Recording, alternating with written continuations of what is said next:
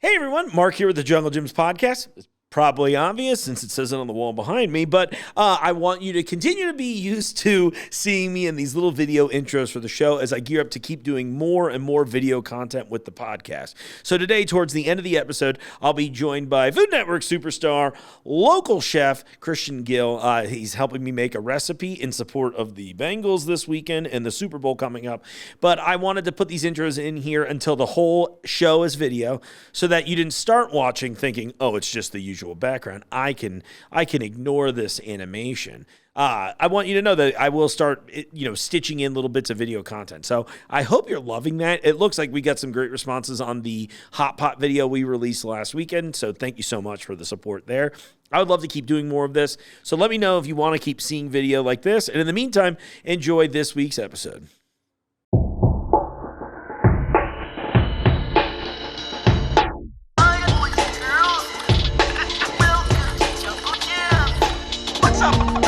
What's up, banana bunch?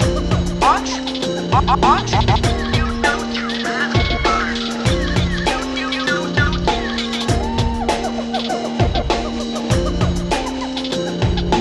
Welcome to the Jungle Gyms podcast.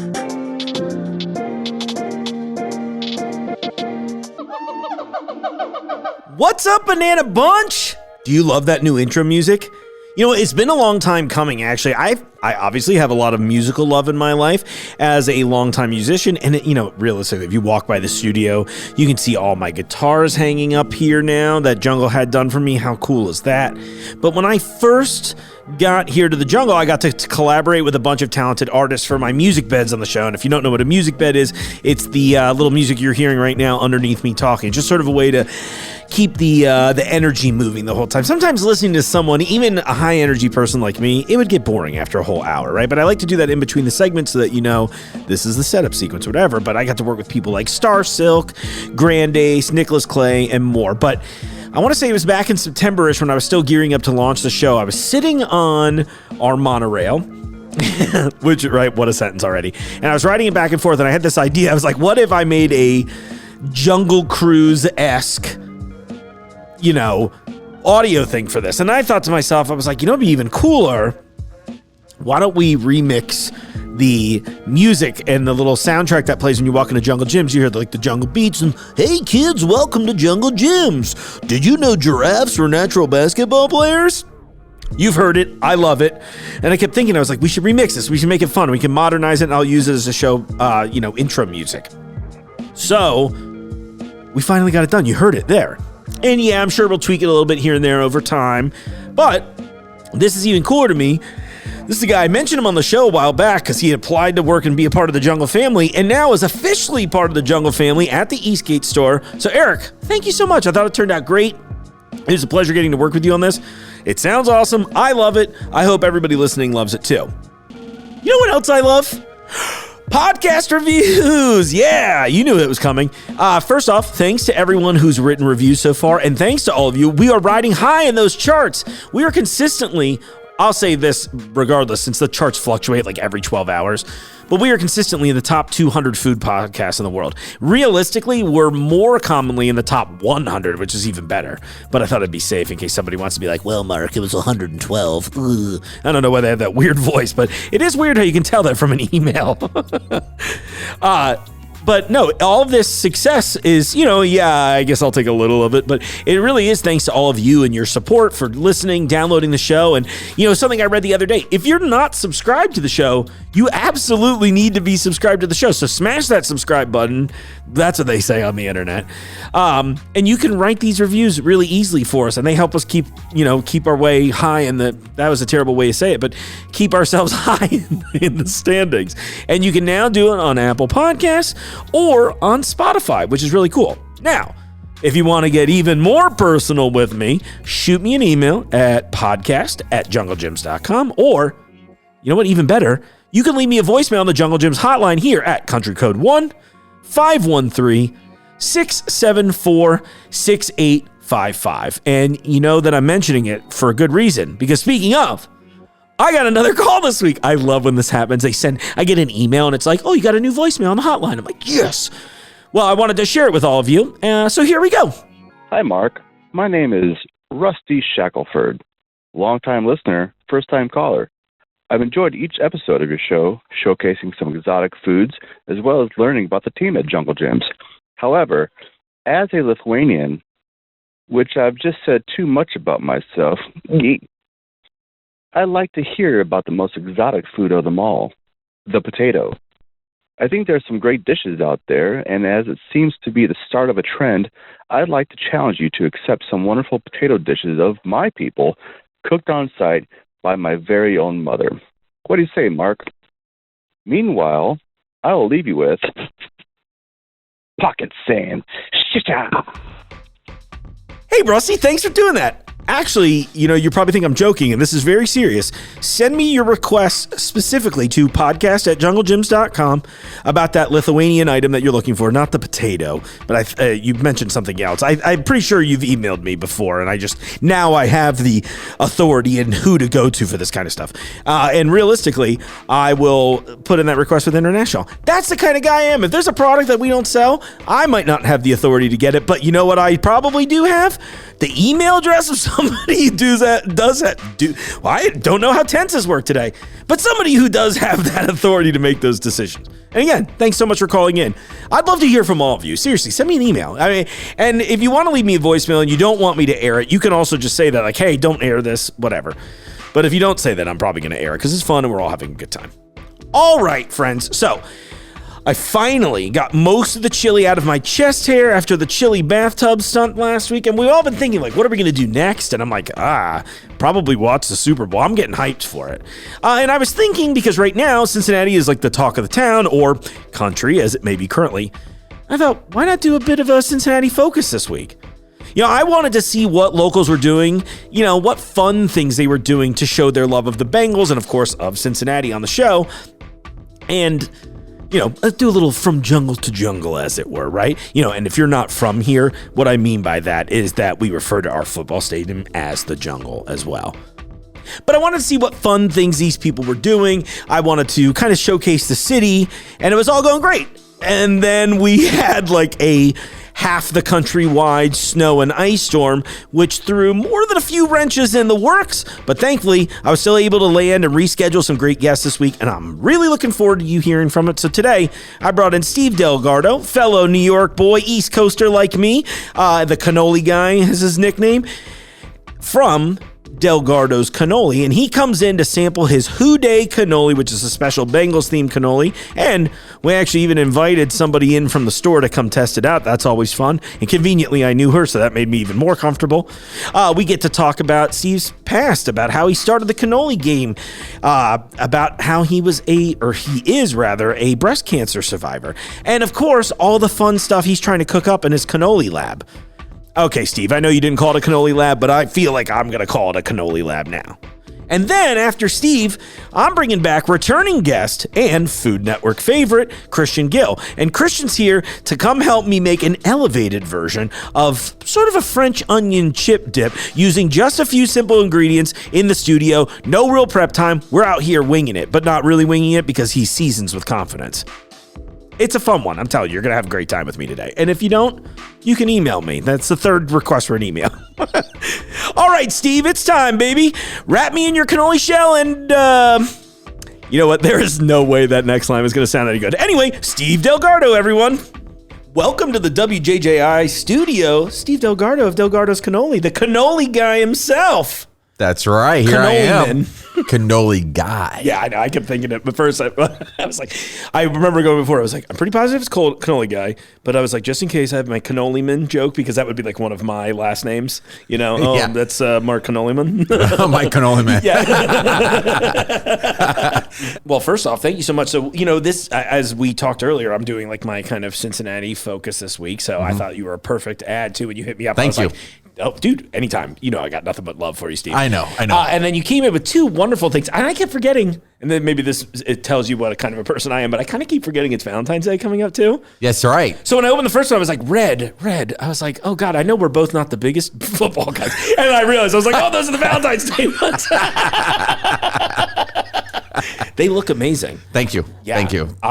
Well, talk to me about How did Del Gardo's come to be? All right. Tell me your life story. My life story, jeez. While I'm mean, going to eat a cannoli while we do right. it, if that's okay. I might only interject to tell people it's delicious. All right. So about 9 years ago, I beat cancer. I had breast cancer.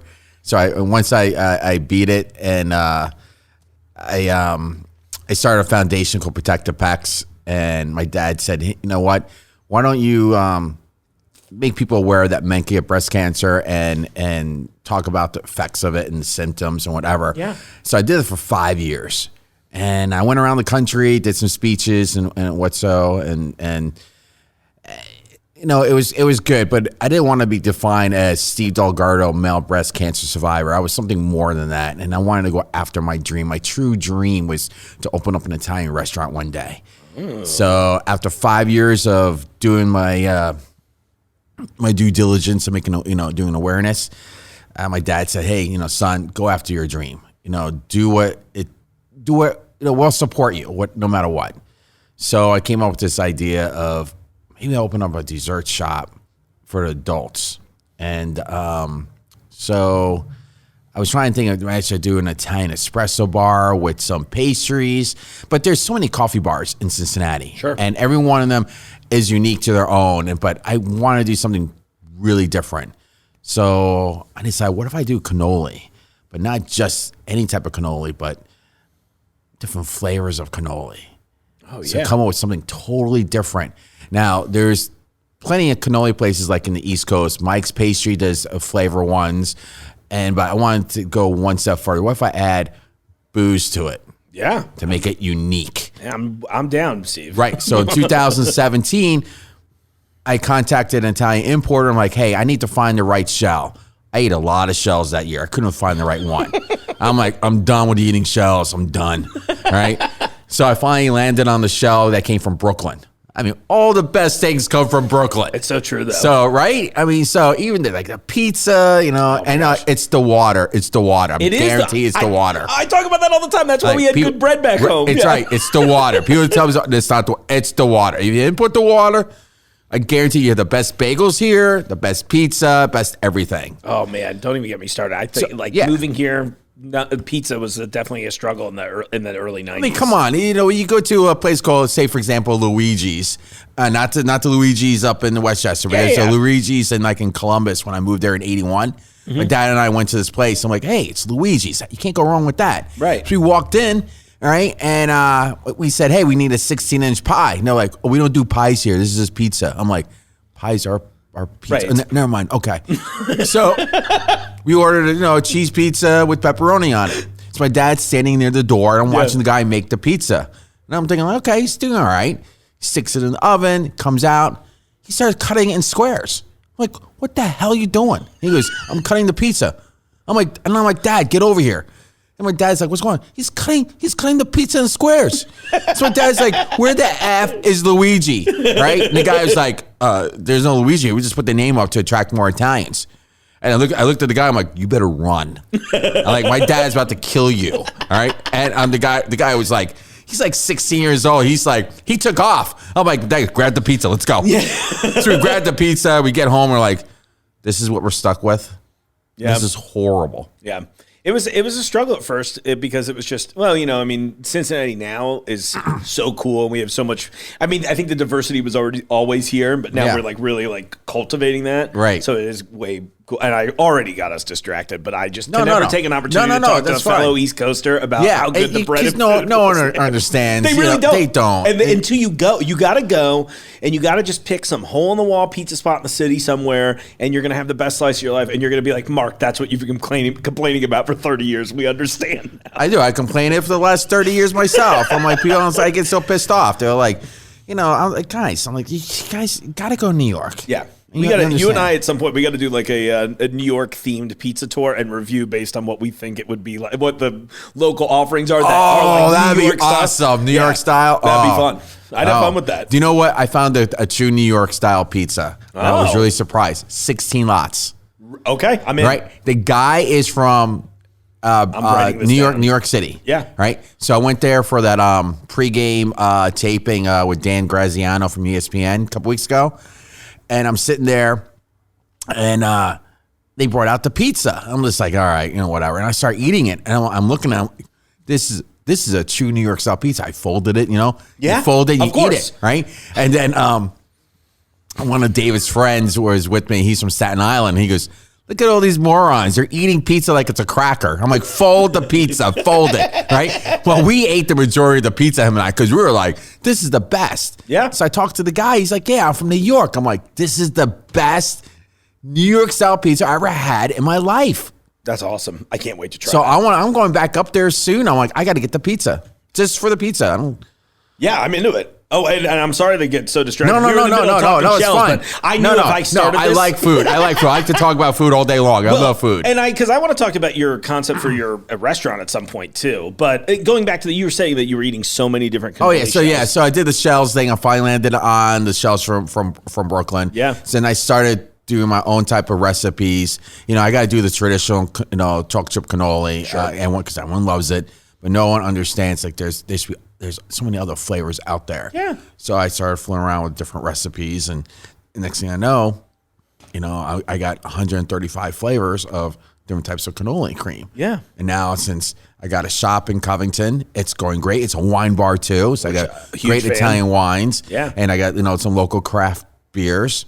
And then, Lavazza, cappuccino, espresso. Awesome. But it's only open 2 days a week.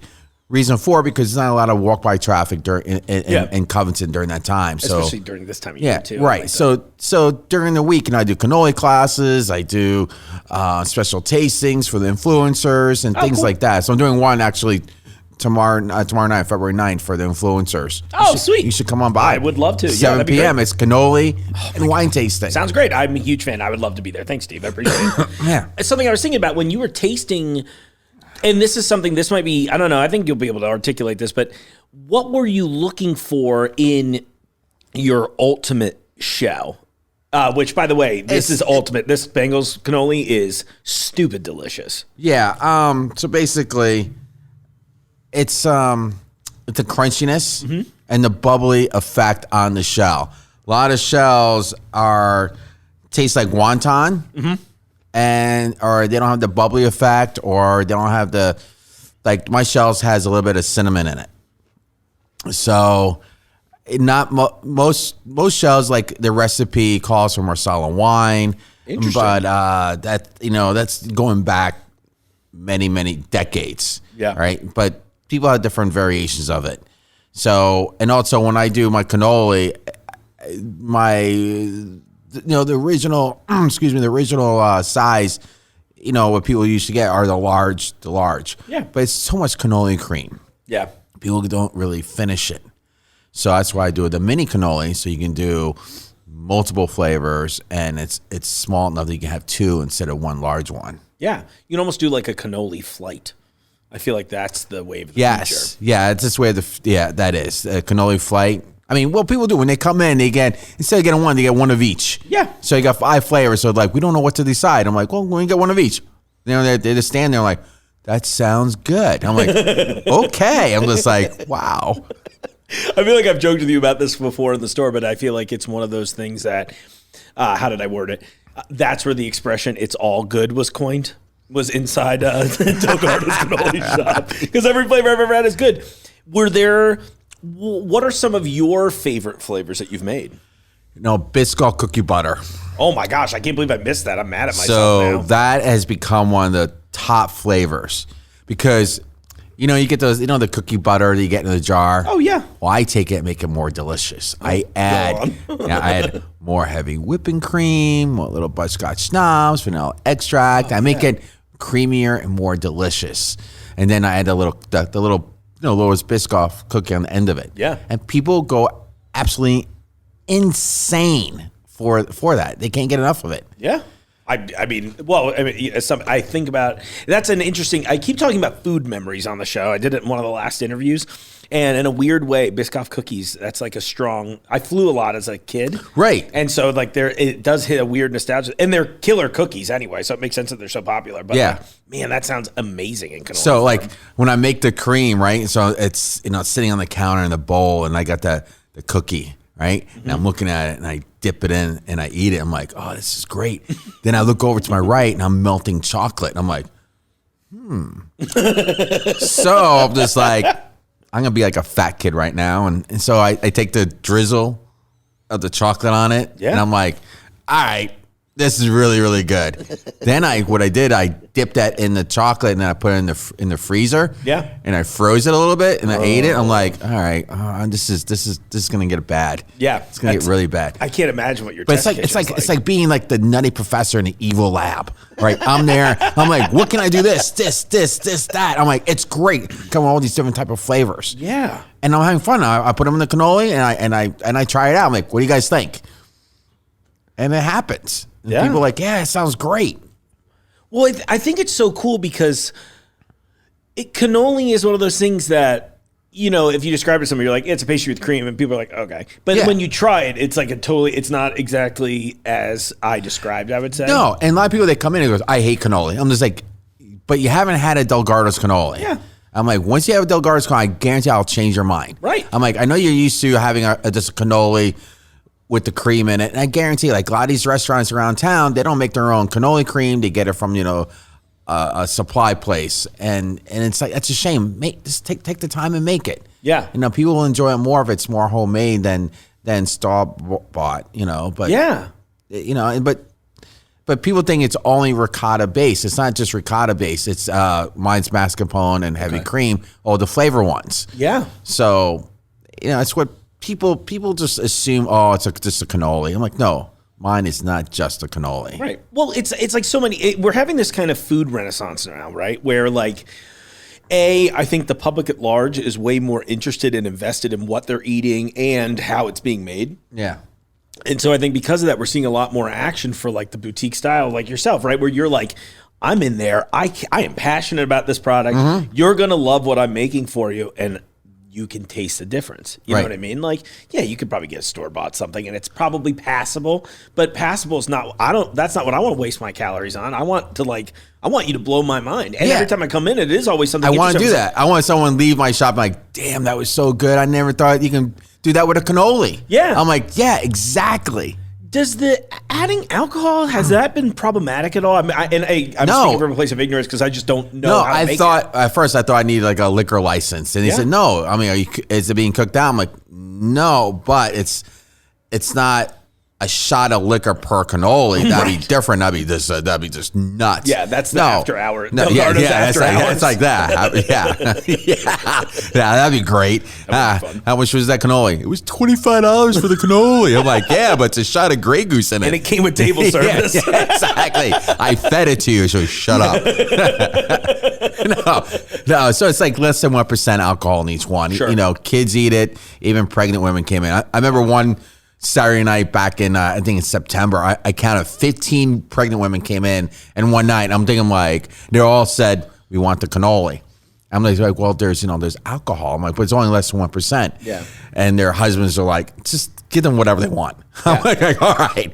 So they were like, they just want the cannoli. I'm like, yeah, I think the cannoli is what got them in trouble in the first place. But if they want more cannoli, they can come to Del Gardo's. That's right. You know that we know a guy. Oh, that's so cool. And what I like about it is that, so I'm thinking, like, on the taste end, it's great because it adds a little hint of flavor. It adds that unique like layer that you're looking for. Right. And I was curious, just thinking about from like the actual production side. It doesn't really. To me, it doesn't affect the texture because I've had some that you've done without. You know what I mean? Right. And I was curious about that. If that was like difficult, at least at first. No, it wasn't. It was just taste testing. Yeah. I had to find taste testers. I'm like, I cannot eat all this cream. Yeah. I'm like, there's no way. Challenge accepted. So I'm like, yeah. Anyone out there want to do some taste testers? I'm like, yeah. Gotta love cannoli cream. You gotta like sugar. Yeah. You like that fun. Yeah, exactly. Yeah. Oh man, that's so cool. What is your test kitchen like? Like, how often are you like coming up with new flavors? Oh, like every week. I try to come up with something every single week. Yeah. Ghost Baby keeps me on my toes. It's like, come up with something new. I'm like, sometimes it's hard. It's like, wow, okay, what if I do this? I'm like, well, I've done that before. I'm like, so I asked my friends who are bartenders, I'm like, give me a list of all the cocktails that you make, some crazy ones, and I'll duplicate it in a cannoli. Oh, that's really They were cool. like, really? I'm like, yeah, I could do it. I remember one of my favorites that I ever tried from you on the unique side of things. It's very non-traditional, but it was a courtesy of our David Chow connection. Yeah. Oh, yeah. Was when you were doing the was it the plum wine was one? It was. And then you did the you're matcha too. So right? I did the spicy plum sake cannoli That's with a what it hint was. of cayenne pepper. That was so good. That was and the just- matcha one. Those two blew my mind. But the spicy plum, that was one of the most creative cannoli flavors I've done, and I'm like, it was just wild, and people just loved it. It was crazy. It was getting to a point where I won't mention the restaurant it was at. Yeah. But that I was coming there almost more for the special cannoli than I was. That's what they were saying. I think they got upset. They're like, okay, Yeah, well, I mean, and I was eating the other food, which was really good too. Oh, yeah, it was, yeah. But it was like definitely that thing where I was like, if we go here for this instead of this other place, they also have that spicy plum, the plum Well, you know what? sake It was too. crazy though. I found out I was like the only cannoli. The only cannoli. Only cannoli. Oh, no, it's like can only play. cannoli. The only cannoli in a Japanese restaurant anywhere in the world. Yeah, see? Anywhere. That's cool. There's Well, nothing on any menu anywhere in the world that cannoli was in a Japanese restaurant. that's such a cool thing. Yeah. What a fun accolade to get. I know, right? I was like, I got that. It's such a creative move Yeah. too. It makes so much sense, especially what I liked about that. And in turn, I think that was right around when I really had just kind of met you. Yeah. But what really endeared me to you was that you were like, hey, not only do I have a vision for myself, but I have this like collaborative goal. Yeah, I want to collaborate with all these chefs. I'm like, Yeah. whatever you want. I'm like, let's do it. Let's do something weird. Let's do something crazy. Like I did Yeah. one for with High Grain. We did a chicken liver pate cannoli. Well, they made their own shell with Nashville hot seasoning, which was pretty cool. That sounds awesome. And then they did so how it went, it was like he called me. I forgot his name. I wish I remember. But he called and says, "Hey, I told the owners I want to do a cannoli," and he said we have to get Del Gardos to be part of it. I mean, he can supervise and just help. So I only brought a tub of mascarpone with me, and I'm standing there in the kitchen. They're making it, and I'm like, what am I doing? He goes, "Hey, just gonna help us make sure we do everything right." I'm like, all right. So I'm not a big chicken liver pate, but when they were making it, and the smell was incredible because they made it with one of their dark beers, and they sauteed it, and they just really well. And then they're putting it together, and they roasted some peanuts with Nashville hot seasoning on it, and they garnished it with it, and he served it with the beer, and it was amazing. It was amazing. That is amazing. And they did that. I'm like, that's something I never even thought about doing. Oh, that's so cool. So there's different things. I wasn't sure if she was going to come in, and I know her. I was going to invite her and actually make her sample one on air good. for us. Would you care to try one of our fancy Bengals cannoli? I say our like I had anything to do with this. Oh, that's awesome. All right, audience, I'm going to edit in here, but one of the fun things about Jungle Gyms is waving food at random passerby. And I happen to know one of said random passerby today. And I thought what would be fun, before I jump back, because I have questions more about savory cannoli. Oh, good. But I thought if you're cool with this, Steve. I'm cool with it. I want Go to get a for it. live sample. And Go for I it. want you to be honest that that's cool. Steve, describe the Bengals cannoli before she tries it. It's a Who Dey cannoli. It has an Oreo flavor cannoli cream. There's no Oreos in it. It's made with dark cocoa powder, but it tastes just like Oreos. All right, Kira, hop in here. This is my friend Kira. She's an actress. She's in town. She's here shopping at Jungle Gym, so I'm already a huge fan. Hop in the hot seat. I will shut up for a minute and then take a bite. And I want an honest review. No acting allowed. Okay. When it comes to food, it's hard to hide my disgust for some things. So this looks really good. Looks like a cannoli, but really fancy. They're all fancy. I got the Grande Cannoli because the other end is birthday cake batter. The Grande Cannoli. Okay, yeah. I love it. Let's try to stop chewing for a second. Okay, so the cannoli cream is incredibly smooth. There's no graininess to it at all, No. and it's not really sweet, but it's got the right amount of sweetness to it, and that's balanced out with the crunch on the outside. And the shells are dipped in white Ghirardelli chocolate. It's not gonna lie, it's delicious. Thank you. It's so good. So thank you. I will. And Thank you. it's it definitely tastes like an Oreo, but without Without the Oreos. Without the cream. cookies. Without the extra calories. Thank you, Kira. We appreciate you coming by and sampling. One of my favorite things about Jungle Gyms, like I said before, is that, grab somebody in here. Like, yeah, if you're a passerby and you see us eating in here, maybe don't tap on the glass for noise purposes, but I'll wave you in if you're interested. We got a mic out there so you can talk to us too. But you got me interested in savory cannoli now, and I was going to ask before you brought up the chicken liver pate. Is that a thing? Is savory cannoli a thing normally, or is that a Del Gardo's thing? That's different. I don't think many places have done it because people say cannoli. It's a dessert thing. Sure. And then the shell, there's a couple savory things you can't do with the shell because it has cinnamon in it. Yeah. So I did have a good chef friend, another Kayla, not the Kayla that we know. Mm-hmm. Another Kayla, she came up with a porcini mushroom cannoli, a black truffle porcini mushroom cannoli. Oh, my God. And it was incredible. And then she did a crab ragoon cannoli with real crab meat. I'm like, I tell you what, it was phenomenal. But that sounds incredible. But we tested it out. Some people did like it, but to me, I was like, I don't know how that's gonna go with people, because people cannoli. But I mean, if I ever do my restaurant, I probably would do that. I'd be so curious. That's like one of those test kitchen things. I'd be so curious to try because, like, in my head, I'm like, well, the crab rangoon especially, I could see it being kind of texturally similar. Yeah, it's similar. Yeah. Oh, that's so cool. But it makes sense. I think that I'm thinking of the Back to the Future scene right now where he's like, it may be a little too much for you guys, but your kids are going to love it. Oh, yeah. Where it's like, right. We'll get there in a few years. We'll get there. Yeah. Your kids will love it. Yeah.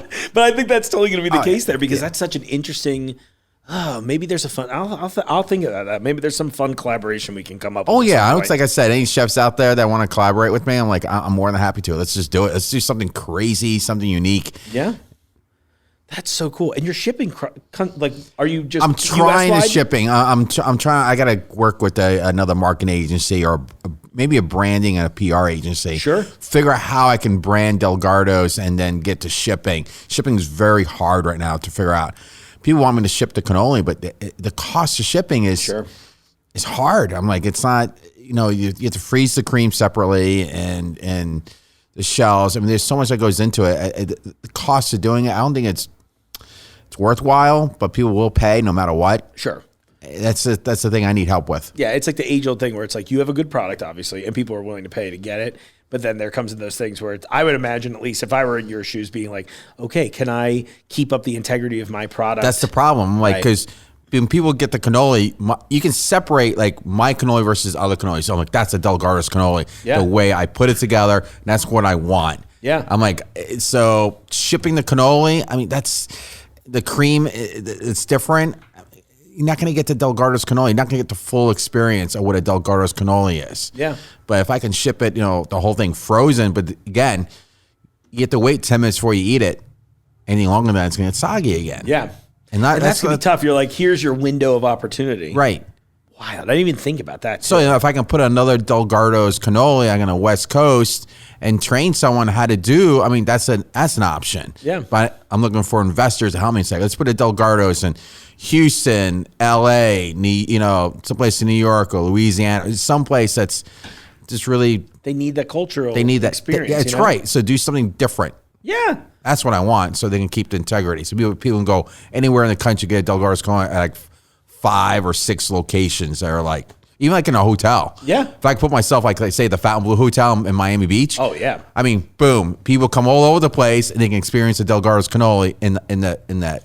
And what hotel. A nice little welcoming treat, too. I'd be into that. I would stay at a hotel again if that was. Right. And that's like such a silly thing. Instead of chocolates on the pillow, you get Del Gardo's cannoli in all your rooms. Yeah, that'd be so cool. Oh my gosh. That'd be great. That's the dream, right? Yeah, that's the dream. That's what I want. Well, is that part of it? I know you mentioned the truck. Is that kind of the process with that, like the inception behind the cannoli truck? The cannoli truck, I wanted not to just do festivals, but the corporate events, private events, weddings, grad parties. And I had so I'll do all the cannoli making at the store and I'll put it on this truck and I can sell out of it. Yeah. But I need to expand my territory. So that's why I got the truck. I'm like, so people in Westchester or North or West can experience what a Del Gardo's cannoli is. So instead of driving down to the store, let me come to you. Let me come to your neighborhoods. Let me pull into your driveway and sell the cannoli to your neighborhoods. That's so cool too. I mean, yeah, we should be at like block parties, that kind of stuff. Block It's gonna be parties. so much fun. Pull up and it's a beautiful truck. Yeah, I'm really excited. Have you posted pictures of it yet? Yeah, a little bit, but I'm going to be posting here soon. I remember think things- after Valentine's Day, I'm going to start posting a lot of pictures and get people to sign the truck up. Because I remember seeing that you had posted, I think, a couple teaser images, and I was like, oh, I don't know what to expect. So you were working with that graffiti artist, correct? Right, Are they graffiti still- artist, right. What's their name again? His name is David Jarina. He's also known by Chaos. I mean, he just... Chaos. That was the... Chaos. I was like... He's going to be doing my new vans. I'm going to send my vans out to him. He's going to do Delgardo's graffiti vans for me. Oh, that's I so mean, cool. you know, just for me, and I'll be like, yeah. So I'm going to be doing that. Dude, that's awesome. With a little cannoli cream interior. Yeah, it's right. It's real soft to walk it's real around. soft and mushy and cushy. I'm like, ooh, I can't wait. Oh, that's so good. Well, before I go too far and back to the where can we find you and all that stuff, talk to me about your dream Italian restaurant. If you're willing to share that. My dream is like, I said to my mom, like, look, I want to bring an authentic Italian restaurant, like something what I grew up with. Yeah. So I said to my mom, like, can you send me recipes? So she sends me 20 of them, and I'm thinking, like, Mom, we only ate 4 of these 20 recipes. Where did those 16 come from? Oh, it came from, Aunt Mary and Angie, Angie and everybody. I'm like, oh. So I'm like, so what if I create maybe a romantic themed restaurant or whatever, and bring, here's some good Italian music in the background, and and have small Italian plates, right? Have small ones, so everyone can try the different types of Italian food.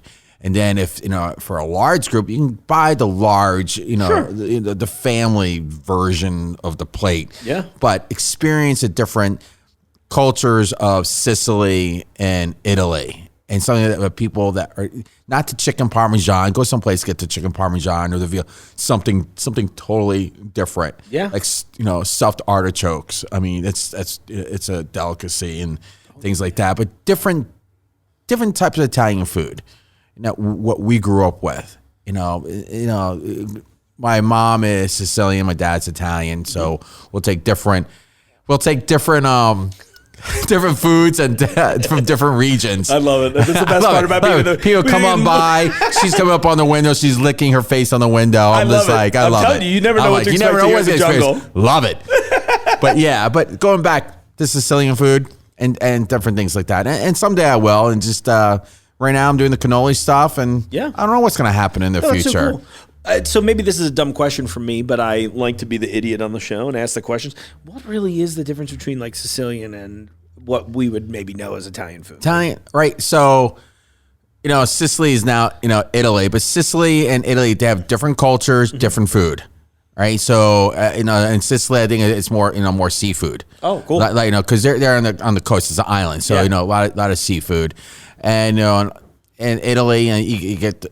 It just depends on what region of Italy. Sure. I mean, you get towards to the north. It's near the Swiss Alps. So you got the Switzerland, the more northern European cuisine, Okay. and then in the south, it's more the white sauces in the north, and the south, as you go, it's more red. Oh, okay. But it's different. The food that you get here, the Italian food, is not the same Italian food that you get when you go to Italy. So when you go to Italy, you might be shocked. I'm like, this is not what I eat in America. I'm like, no, it's really amazing. It's amazing. It's different. Nothing is out of a can of a jar over there. Everything is fresh.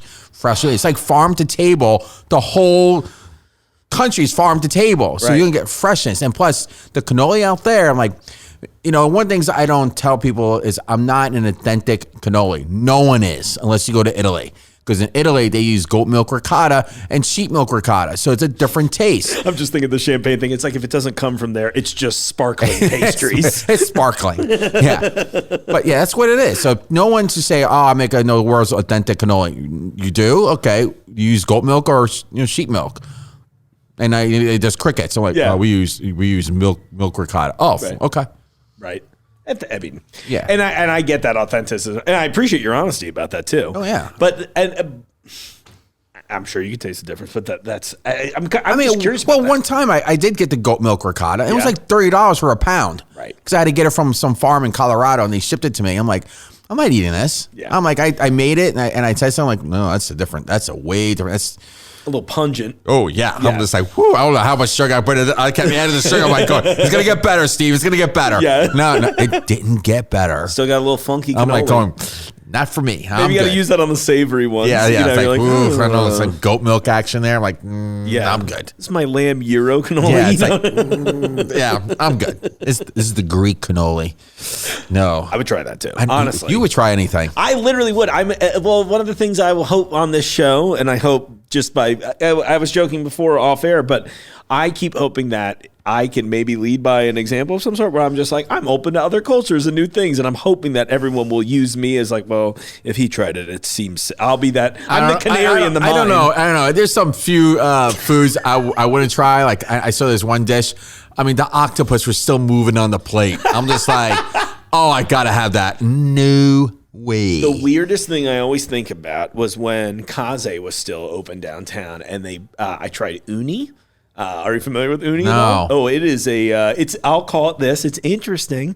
I wouldn't be surprised with something that we could procure here at Jungle Gyms. It is, and I should probably pull this up on my phone just to make sure I'm not saying anything wrong. But yeah, it's sea urchin gonads.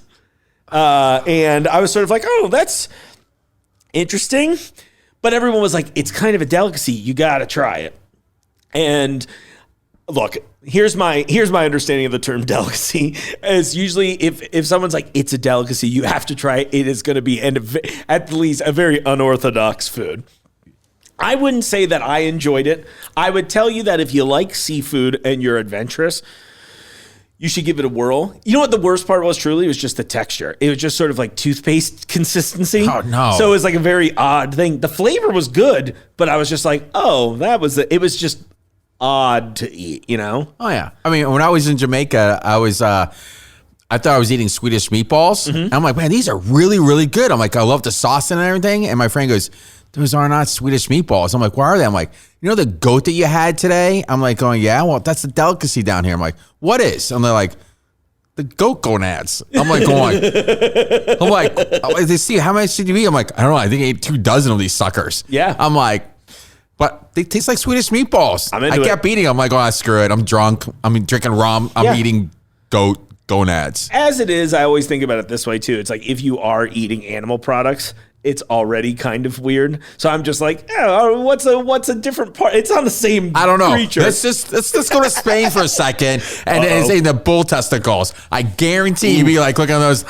No, they're probably huge. They're huge. I can't imagine. They're huge. Oh my gosh. Yeah, they're Well, you always hear that people are like, try the Rocky Mountain oysters. Yeah. I'm like, I mean, I will. Yeah, I'm like, yeah, fine. If they're on the menu, they sell. That means they're probably good. Oh, you know? my God, I don't know. The weirdest other food, escargot. That was just. That's another textural one. I struggle as a personal eater. Textures. Okay, are a big so thing you for eat me. it with a lot of garlic and butter. Yeah. And white wine sauce. I mean, and you just like oysters. You don't chew it, just swallow it. Right. Yeah. Oysters were a tough one. I spent some time in Seattle, and they were so hot on oysters. They're like, you're gonna love it. Try all these different ways. I must have eaten 1,000 oysters. I love. I do love them, but I just like I swallow them. I don't. Right. I know you don't chew them. I always, and my take was that I'm too congested as a person to truly enjoy the texture of these. I'm glad people love them, and I want you to try them. But to give you an idea, they are kind of slimy and wet. It's slimy and wet. I'm like, I don't even go there. We're both doing that. I know. I'm like going, yeah. Okay, this has turned into an interesting show. Welcome to the Jungle Gyms podcast. Cannoli after cream, hours. slimy and wet. I'm like, yeah, that's great. I'm waiting for that cannoli cream escargot now. Oh my gosh. Never know. Yeah. Roll around with that. Gosh. Roll around that cream. I really am now thinking about it. I'm like, what kind of weird ideas would I have? You know, I always start doing the Joey Chestnut, the all you can eat. Oh, yeah. Right. I contacted him. He never responded back to the all you can eat cannoli. Oh my gosh. Contest. Yeah. And do it here in Covington. That'd be bring amazing. him and bring a bunch of people in, do an all and get like a sponsor. Like the winner gets like 10 G's. Yeah, that'd be and amazing. just all you can eat, and I'll provide the cannoli and Everybody goes home huge. happy. Yeah, everyone goes home happy. How much cannoli that would be? That'd be just incredible. We could eat 100 cannoli We should each. still do that without Joey Chestnut. We should just find. There are people There's- I think would turn up in droves for that. Yeah, all you can eat cannoli. Yeah. Just sort of would do a little test marketing up front and be like, what do you guys think? Is this a thing? You know? Yeah. And then see what happens. We should do that. I'll be up for it. Listen, we've had like 5 good ideas so far that we need to do. I'm definitely still down for our pizza tour. Oh yeah, That the pizza tour. Oh god, I can't wait for that. The one I keep hearing about on that one too, by the way, is I'm pretty sure the chef's from New Jersey, which made me light up about it. It's called Rosie's Cocktails and Pies downtown, and the fact that they call them pies. I was pies. Like, that was the first, pies. Yeah, because it's funny that you told that story earlier. I'm not now go full circle, but like. That's one of those expressions that now that you've said it, I've never had anybody stop me, right? Because people generally are too, if you're confident, I feel like they're too afraid to be like, he's probably just talking about the product we said. You know what I mean? Right. And so whenever I say a pie, they're like, oh, yeah, it's pizza. Okay. I'm like, but it's a funny thing. But when I saw pies was in the title, I was like, oh, maybe that's something that we need to try. And it's where? It's downtown? Yeah, it's that Crown Restaurant Group place. It's on like, maybe on 7th. It's like 7th and Broadway or something like that. But they had this is funny. I don't mean it in a bad way because I never wish anything ill on anybody, but they opened and then somebody drove into the restaurant like I don't know if it was a drunk driver or what, but like wrecked it. And mind you, the restaurant's like 80% glass. So it's just like, oh, cool. They were like, we're open and we're going to close again for like 6 more months. And I imagine with all the COVID stuff too, that they were like, I felt really bad about that story, but now I'm like, well, sucks. I just thought that was kind of funny though. But I'll eat 6 months worth of pizza. Yeah, me too. I'll find a good home for it. So that sounds so good. Somewhere around my mid-range. So God, that'd be that was great. where I was. I was just like, well, listen, I don't want to tell you all what to do, but if you make this carry out only for a few months to float some bills, I'm in. I'll try. I'll be in. I didn't know about that. I would have been there in a heartbeat. Well, I'm stoked on 16 Lots that you mentioned it. 16 Lots. We gotta go to 16 Lots. You'll love the pizza there. I mean, I'm blown away. I'll be interested in this, and maybe I'll bring you back when I do this, depending on what I get response-wise. Yeah. But I've been kind of kicking around a pizza episode I want to do because there's so many different ones. And I met somebody through my time here at Jungle that was like one of the higher-ups at La Rosa's, and they... so I should point blank admit, as an East Coast person, when I got here, people were like, "Try La Rosa's." I was just like, "I hate Cincinnati." Yeah, and now I would say I've definitely grown to understand its place in the world. It's a very sweet thing. It's sweet. Yeah. Talking to this guy about it for like 5 minutes, I was like, "Oh, A, this will be a great conversation," but B, I'm curious. I'm off the rails, but no, that's fine. It was so funny to me because I was just like, "Oh, it'd be really fun to do like a pizza round table," just like, all right, we're gonna try a couple of little things. Like, what do you got here? Fireside pizza. What do you have? You know what I mean? And like compare. What are we looking at? I don't know. I think it could be fun. I think we should do a roundtable discussion of New York style pizzas. You get Goodfellas. You get 16 Lots in here. You get the other places. Give me your best New York style pizza. Yeah. And then also, you know what? If you throw on a Sicilian version, which is the thicker, throw that in there. I'll be like, look, I'm from New York Italians, I'm like, come on, we know good food, right? We're gonna be honest. I'm like, yeah, exactly. Impress me. I'm like, don't come at me with a cracker looking pizza, because I'll tell you right off the bat, I'm like, get out. Yeah, exactly. Yeah. It's like, some things I have to learn, like living here, I have to put on my Midwestern pleasantries, right? Because my New York Italian attitude comes out and gets me in trouble. Yeah, we're just like, Steve, you bring it down. I'm just like, my attitude comes out. I'm sorry if you don't like it. Well, here's the door. Right, exactly. But hopefully, it's a good door that I'm opening. It's a good door. Into Del Gardo's. That's right. You open the door, you'll get cannoli. Well, Steve, on that note, let's tell everybody where can we find you? We're in Covington on Fifth Street, 18 East Fifth Street. It's almost like Fifth Street in Madison. It's next to the bourbon bar called the Globe. Yep. They have a great bourbon selection, by the way, and also so people that actually go to dinner and come to my place for dessert, and it's a great dessert bar for adults. Yeah. I got the wine, got the cappuccino and espresso. Yeah. So come on in, enjoy a good cup of cappuccino or a glass of wine, and get some cannoli. And where can they find you online? Del Gardo's Cannoli on Instagram and on Facebook. You love it. Well, Steve, thanks for your time today. Thank you. Appreciate it. I had a fun night. Yeah, fun exactly. day. I know, and I joked. I was like, "Oh, we'll talk about the Bengals and stuff." And I was like, "Yeah, that's not really the point." I love that you did a themed product. I'll wrap it up with that. Okay. It looks great. It tastes even better than it looks. I mean, Look, that was on my plan for this weekend. I want to talk about food. So I like food, cannoli and food. I mean, that's we're my in. theme. Dude, that's like, imagine that this is my job now. I'm like, Oh, that's what great. you're I telling would me- love this. I would do this every single day. I know, it's so cool, and what an experience. Good. So, Thank you. Well, Thanks for having coming me. out here, dude. Anytime, of course. Yeah, Cool. we'll do some more fun stuff in All the right. future. Steve, thanks so much for coming by. I really love the treats, and I'm hoping I get to see more of these on our shelves soon, huh? Okay, so for the next bit, I wanted to do some more video content after the positive response I got for our Hot Pot episode last week. And if you only listen to the audio version, I highly recommend you hop on YouTube, go to the Jungle Gyms International page, and you can check that video out there where you can actually literally sit down and eat hot pot with us. It was delicious. I even made it again at home after this. That's how good it was. The best part of the ice storm. And you know what? You're going to see more of that this week, especially this segment here we're about to talk about. So, kind of last minute, during all of this, as part of the reschedule, I hit up Christian. I was like, hey, Christian, I want to do something that's super easy to make in the studio. No kitchen. I just want to take something that's kind of like a regular, easy thing that literally anybody with no culinary experience could make right now. And just jazz it up a little bit. I gave him a few parameters where I was like, let's not spend a ton of money. I'd like to keep it a little bit local, but I also want to keep it a little bit international because we have access to all that kind of stuff here. And of course, Christian came through for me. He always does.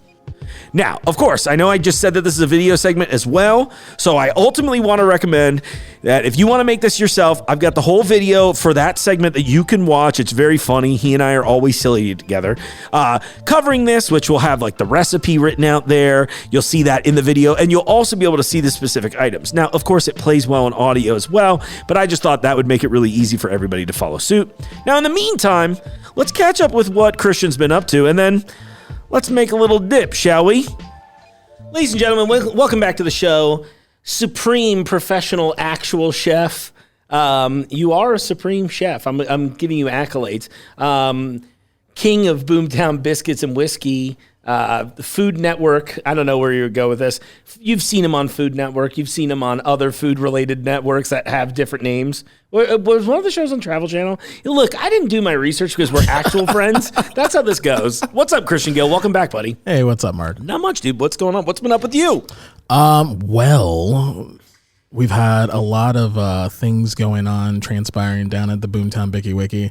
Thought we were going to have to close, but it turns out just all the community support and outreach and just an outpouring of love and support. Like I said, we're open. We're staying open. So it's going to be a good time down at Boomtown. We've got some new hours. We're open Monday through Sunday or Sunday through Saturday for brunch hours. So definitely check it out. And then I can hear my endless mimosas pouring. we don't do it. I know, but it's like a brunch joke. Oh, 100%. I mean, and that's why I have you here to go, like, we don't actually offer the things that Mark keeps claiming. Oh my God, Mark, we're brunching. Yeah. So, but we're not doing, but yes, we're open 7 days a week now downtown in OTR, and we're still open, I believe, 6 days a week in Union. So you definitely want to check that out. Well, congratulations on that, dude. Always you. love to see it, man. Oh, the next place that you can catch me I can't wait. Fest. Oh, what are you doing there? So I'm doing Bach Feast this year. Oh. So it'll be a whole pig roast. Oh my God. Whole pig.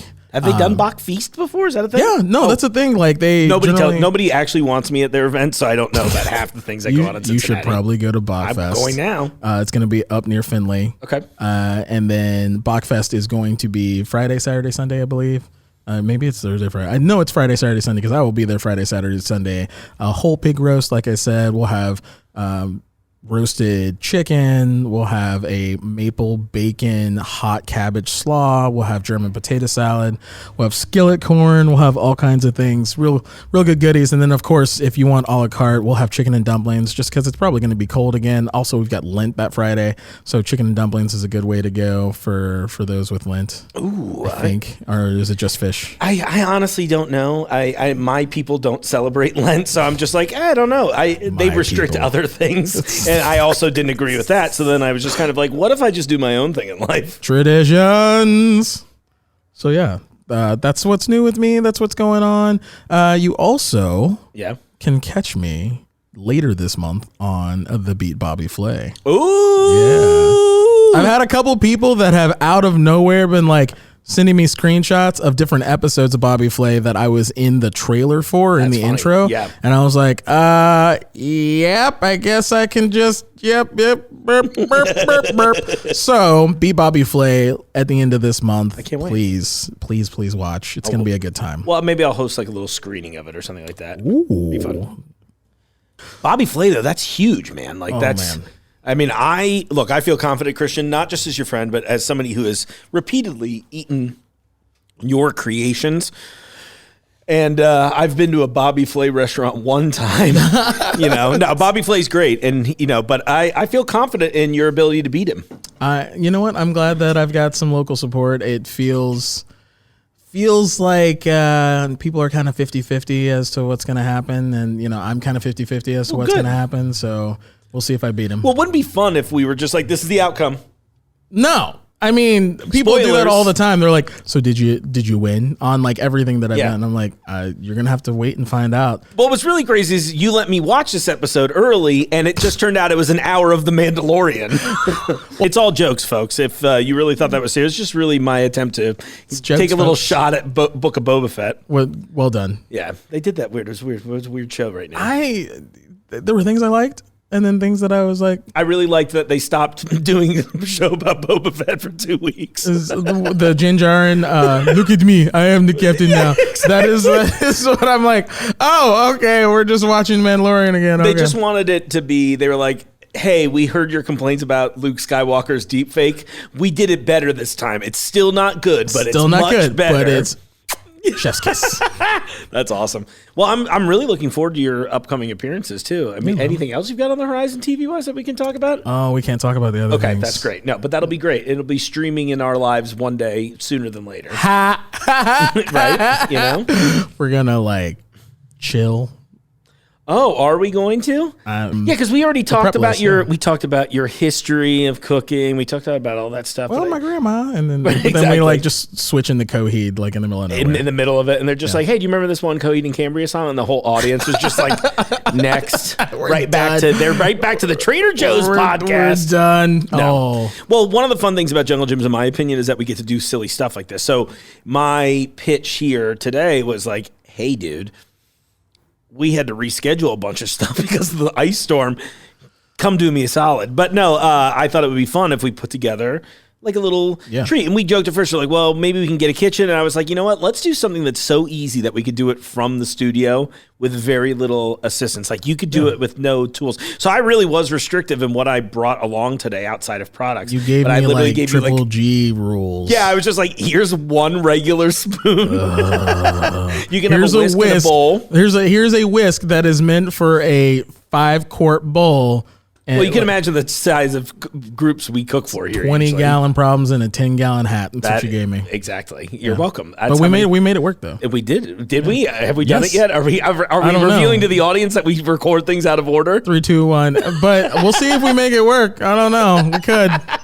Could work? It could not work. I don't know. That's just Mark. It could work. It could not work. We'll see what the defense has today.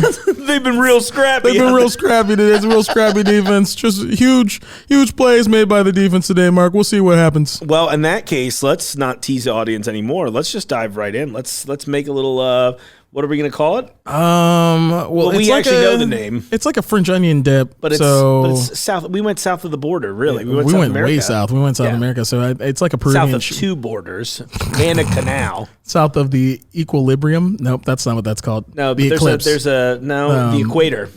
That's what Thank it you. is. And then Yeah. there's the Tropic of South Capricorn. south That's of involved equilibrium. somewhere. Yeah. Capricorn. Isn't that a 30 Seconds of Mars song? Probably. Okay. It sounds like something Jared Leto would write about. I He think wasn't that- writing about how beautiful he was to himself. In Mars and I'm so beautiful. Anyway, so this is Peruvian I'm the shallot dip.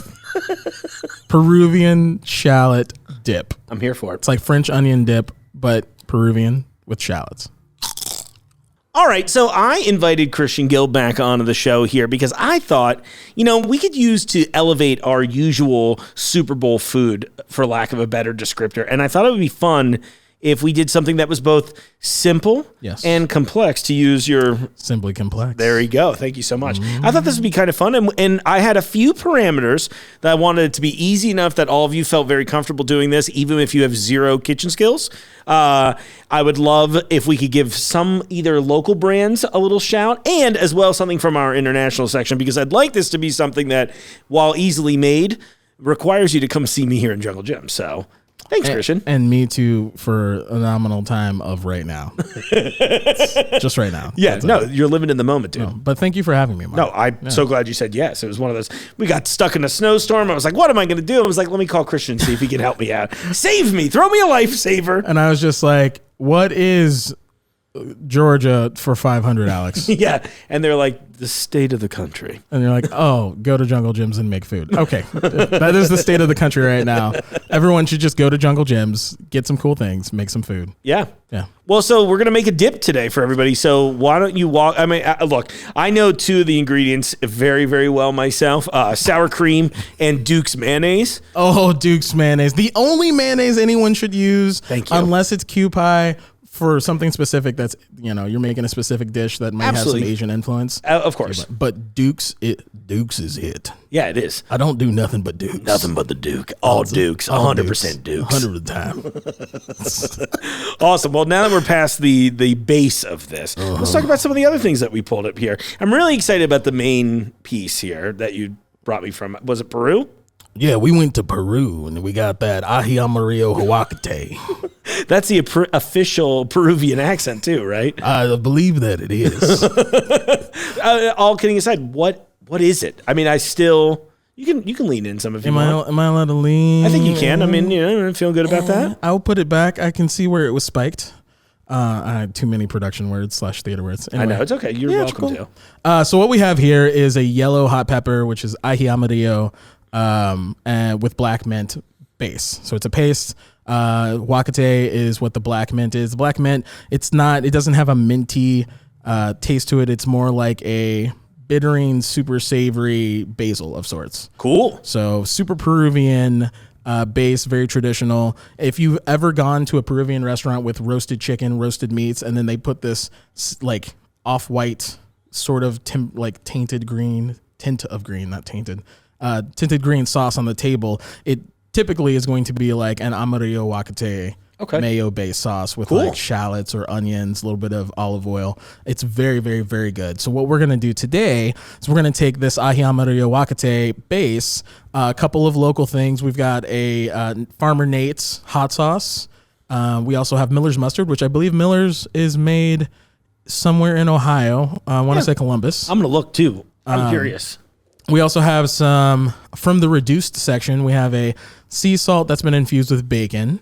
And then we have dried fried shallots, and of course, sour cream and Duke's mayo. So it's more or less like we're trying to make a French onion dip just kicked up. Yeah. Like 12 billion notches. I think it's going to add a little heat.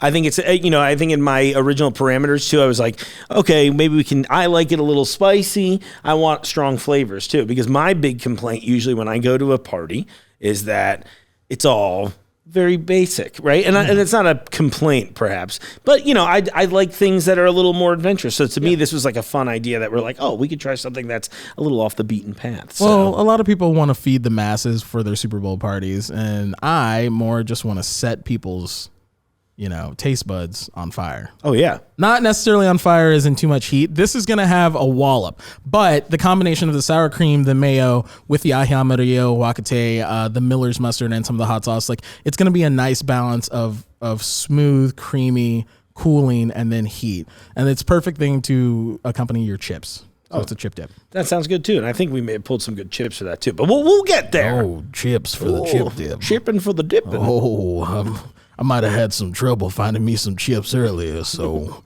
I slowly slipped into like a southern, more of a Savannah. Yeah, you're coming down here. I'm coming down here right into the valley of Savannah. Oh, yes, Oh, please. yes, we're going to make a sauce. We're going to make it spicy, but we're going to have a little bit of cooling. We're both just doing foghorn leghorn. This is about to be the gospel according to sauce. Super Bowl Sunday sauce. That's amazing. There it is, Super Bowl Sunday sauce. So that's Super what we're Bowl making. Sunday sauce. That was it. We needed that the whole time. God, we just figured it out just now. Live. This is it. So when you all come back to watch this video and it's titled that, you'll know. Super Bowl Sunday You sauce. watched us. This is the Like inception. evolved into the inception of how on the other side. We were just singing that earlier. I don't know why I had to come back into it. I was gonna Why make not? it into the Look, sauce. yeah. I wonder if I have to cut that because it's a licensed music. I don't think there wasn't enough of No, there's the not enough. seconds. We should be fine. Yeah, I don't care. and it was look, gibberish. Honestly, I feel like Adele. She dated a guy that looked like me at one point. So She she's did. probably cool with that. So She probably is. she's into it. Hello, Adele. Good to see you again. Okay, so Let's make it. You want to make the sauce? Yeah, I'm ready to go. Well, I actually don't want to do anything. I just kind of want to watch you wanna do watch it. me make this and sauce? then, we will say after this, we'll give you a rudimentary version of the, if I haven't already shown it on screen, a rudimentary version of the recipe so you can try to make it at home as well. So why don't I go full game time? I'll narrate what you're putting in here, and you can swing it as necessary too. Yeah, Mark, I think that's going to be the best thing for today. There's a lot of zig and a lot of zag going on. The defense is really just coming with a lot of the ferocity that you want to see out of like an ape that's got diarrhea. That's what they're doing today out on the field. We're going to make this wakate and amarillo sauce. It's going to be great, Mark. It's just a real scrappy day. A real You got the X's and O's. You ready? Yeah, exactly. Okay. X's and... I can't say the rest of that song. No, we can't do any of that song. All right, let's start with our friends at Duke's Mayo. You see him walking right down here to the 10-yard line. Ooh, that's the sound of the century. You need the sound of the Duke's mayonnaise opening. Duke 9. And they were official, just the whole thing, right? No. We're going to do a fair amount. Yeah. Oh, daddy. Oh, yeah. Look at see, really what you want to see here is an absurd amount. And I like this. This is what's fun about cooking with an actual professional chef is that I'm not sitting here measuring in detail. I like that he put cooking with an actual professional chef as I squeeze a quart of mayo into a bowl. Yeah, I mean, that's it. That's true. That's literally, people talk about French technique. That's the technique. They never talked about that. He's just squeezing plastic jars. The French are known for this. Yeah, Mark, we're bringing a lot of special teams with that French technique of squeezing into a bowl today. We're going to see if it works out for them. Let's do it. All right, so far it looks great. And not to be confused with vanilla ice cream, which it also looks somewhat similar to. Well, I did originally pitch this as, all right, Christian, how do we turn Grater's vanilla ice cream into a savory sauce? But I feel like that'll have to be an episode that we do in the future. Well, something else I wanted to make sure that I told all of you is that I was hoping that this was something that I could make in the office because, again, the key to me was I wanted to make something incredibly simple this time. It's a little bit of a proof of concept on my end, but it's also about making it easy enough that you all can enjoy. Oh, baby, can I smell that too? Just want to describe it to the audience. Oh, man, that smells awesome. Yeah, it's got a little bit of, I can tell there's like not heat in like the traditional sense, but like there's a little bit of spice happening. But yeah, you mentioned basil. I'm definitely getting notes of that in there. It's got a very fresh green smell, like almost like we're making some sort of like a hot sauce, honestly. All right, let me smell Mr. Mustard here. Miller's sweet and spicy banana pepper mustard. It's spirited and versatile with habaneros in it too. So this baby's bringing some meat too. Oh, that smells awesome. Oh, yeah, that's good. Hyped about this. I'll slide on the table. Only cool people slide stuff on tables. Yeah, Mark, as we get back into the second half of the game, the Miller's Mustard's really going to bring in that base back end heat. It's like we're coming out of the shotgun formation and just really just punching it into the defense, like just real scrappy day. I don't know very much about sports commentary, except that it always just sounds like things I shouldn't be allowed to say on air, I mean... He just punched a hole right in him, and you're like, oh, that's incredibly violent. Oh, did I just see was that a little Farmer Nate's action? Hey, Farmer Nate, former guest, he's still a friend of the show, current friend of the show, former guest. Oh, yeah, the curry jalapeno, that's going to be great. The curry jalapeno to me was really good when we tasted it, too, because you really do get that strong curry scent. Yes. I love that. And, like, still a good amount of heat, but it kind of, the curry kind of overtakes a good amount of the jalapeno. So I'm like, please, just throw the trash on the floor. We'll edit it out in post. Just trying to make sure I didn't get the all the trash in the shot there, I heard Mark. all the crinkling. I was like, talk louder, me. Oh, and this is the part I was most excited about. We found the fried shallots back in our Asian section because we have so much delicious dried stuff there. Oh, one more layer. Come on now. One more layer. Oh, yeah, I got to peel. peel the last one. Yeah, Mark, it's just, we really wanted to take this to the next level. It was going to be more of a French onion dip, but we wanted to get scrappy, really dogpile it in there. So we got these fried shallots from in the back. It's going to be a real scrappy day. Real scrappy. The scrappiest today. This Super Bowl Sunday scrappy dip that you're making, it looks amazing. And I like that you're just freehanding it at this point. No, I joked about it before, but that's like the pro thing is that like if I was making this at home, I'd be like, all right, that's 1 cup of sour cream, 1 cup of mayonnaise, fresh. Well, I mean, I happen to season with confidence, so that's what I'm doing today. Well, you've been in the game a lot longer than I have. I just host a show about food. I don't make it. I make it sometimes. Mark, I've been in the game a long time. I've seen a lot of guys come through, and it's just real veteran scrappy play today. It's what we got going on. All these fried shallots, everything's going to marry real nice. We're going to come down the 40-yard line, really just punch it in with all the flavor. It's going to be real scrappy. That's real class act, this dip. Ooh, yeah. I was All going right. to use the whisk, and then I decided to whisk it for the biscuit. And Hold on, can you pull the mic closer and say it? yeah, Mark, we were going to use the whisk here today, but we decided to risk it for the whisket and just use a spoon because, real scrappy time in this bowl. We're going to punch it in, and here we go. And if you're risking it for the biscuit, what about a Triscuit? What's our take there? Well, I think a Triscuit's going to go really well with this, Mark. You're really going to get a lot of those flavors from the dip, and then you're going to have a hard time chewing. Kind of like when you cut your mouth with, some of the Captain Crunch, because that's what Triscuits are. They really help you to just get a good diet in because you give up on eating them after 4. It's real scrappy. It is true. Real scrappy chip there, Mark. It's kind of like if someone was like, you know what, and I don't dislike Triscuits, but I do have that moment of going, oh, this is kind of what I imagine eating sawdust is like if you could compress it better. Yeah, Mark, they really they compress that sawdust down, and it's kind of has this Brady element of just, it's really the goat of dietary things you don't want to eat. Excuse me. Yeah, it's got the, for whatever reason, Triscuits have the shape and layout of 1970s couch cushion. You've all seen it. They got the raised sections, the little divots. It was like they were like, hey, what if I want to know which came first, those weird couch cushions or the Triscuit shape? And where they were like, oh, damn, what's amazing is the shape of a Triscuit. Ooh, we definitely need a little more texture in there. I like, again, seasoning with confidence. I'm here for this. Joe Burrow's watching this right now. I know it's getting old, so we're going to add a little bit more of the Ahiamario Wakate paste just to continue to build that body. Now, I don't have to add more of this, Mark. If you let this rest overnight in the refrigerator, this will come together on its own and marry just fine. Sure. But I always like more flavor. Yeah, I'm always here for more flavor, too. Just waving to some of our guests. Hi, ladies. You want to try dip?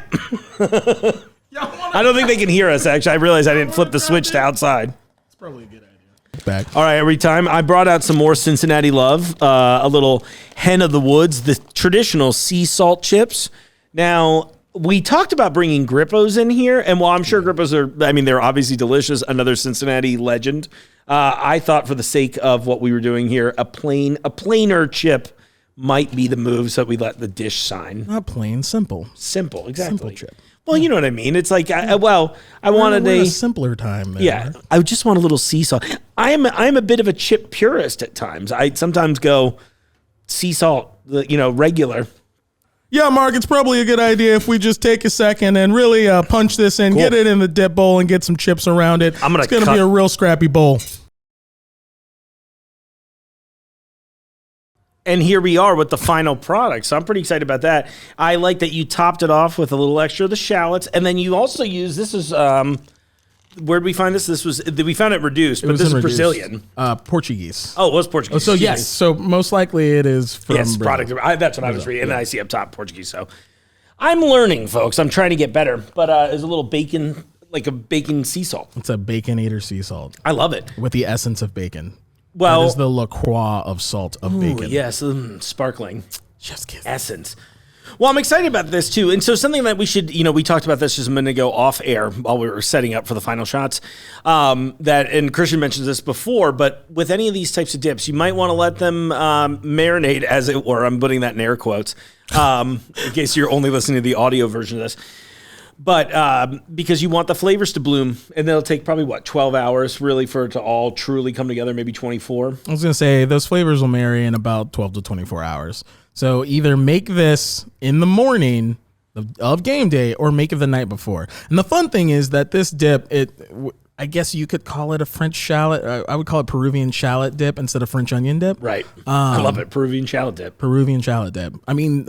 Yeah, Peruvian shallot dip. But you could make this ahead of time. You also could use this for more than just Super Bowl Sunday. Like this would be a great spread if you made like a grown-up Lunchable charcuterie board and you wanted to just have some toast points or some grilled baguette, whatever, what have you, and then have a little streak of that. You also could use that.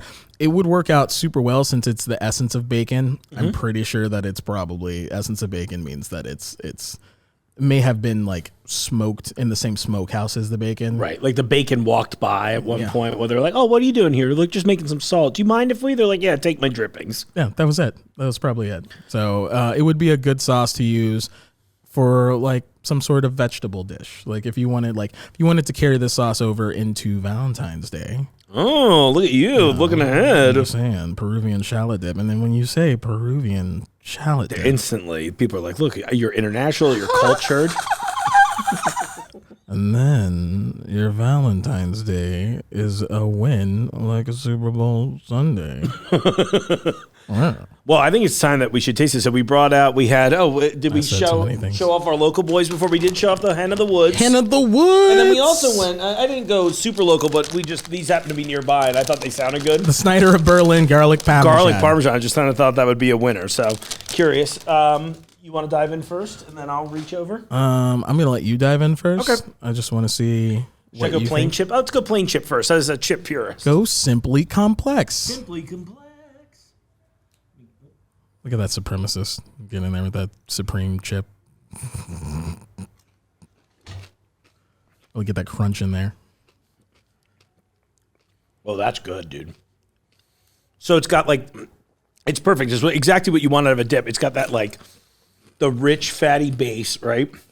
You get that. And then almost instantly, I get all of I get a hint of the heat. Mm-hmm. But I get and I'm going to keep mispronouncing it, so let me read it off the yellow hot pepper with black ají amarillo, right?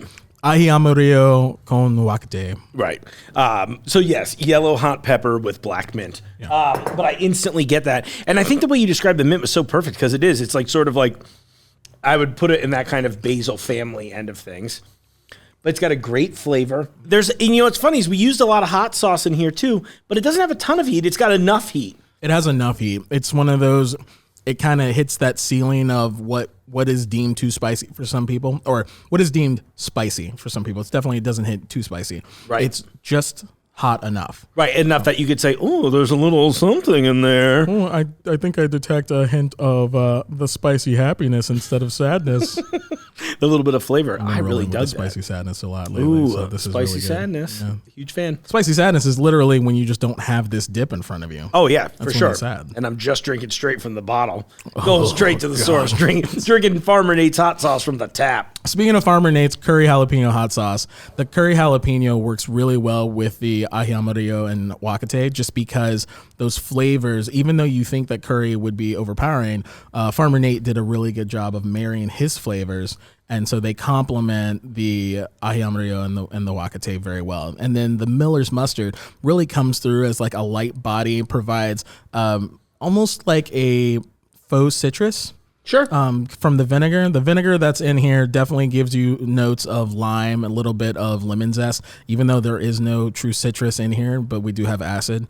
And then the fried shallot, like I said, you're going to let this marinate overnight, let this marry. It's going to be a bomb in your mouth. Oh, yeah. Flavor bomb. Yeah, because right now and we're eating this seconds after we put it together, and it's still delicious. I can't imagine what this is going to taste like tomorrow. I mean, smooth and creamy from the mayo, like you said, the body of the fatty mayo and the sour cream, and then all of the spice from the aguacate, and then, of course, that aromatic from the shallot, and you have the body and the vinegar, the acid from the hot sauce and from the mustard. Really, we just, it's really knock out of the park there, Mark. It's just real scrappy dip. I don't have anything to say. I have no fight left in me at this point. Oh, Mark, sometimes after you eat something that's just really good, you just really think it could be the goat of dips. You just, you lose all words, all inflection. You got no constitution anymore, Mark. And it just, you just let the players play. Sorry, I'm joking. You choking on happiness? I am. I'm choking on happiness. That was the best thing. It's happiness or chips. Maybe a little bit of both. Probably both. That's awesome. You do Christian, love chips. thank you so much, buddy. I really appreciate your time. Of course. Thanks It for was putting nice this to come together. here. Thank you. Where can people come find you in the meantime? Where would you like them to go? I would love for you to go to Boomtown Biscuit and Wiki, the Boomtown Biscuits and Whiskey down 1201 Broadway, or you can hit up the second location, 9039 US 42 in Union, Kentucky. If you really want more of a southern dinner vibe, then you go down to Union, Kentucky. Okay. They have a lot of dinner options. They're open later than Boomtown 1. Okay. If you want more of that brunch, oh my God, OMG, brunch time. But I'm wearing prospector clothes. But Is you're that- wearing prospector clothes and you're from out there west. Yeah, I'm out here, been working the gold mines. Out here working the What gold am- mines. I'm panning for gold. Out in civilization. That's awesome. Well, I appreciate your time, dude. Thanks for always coming on here. It was Thanks, always man. fun. Appreciate it.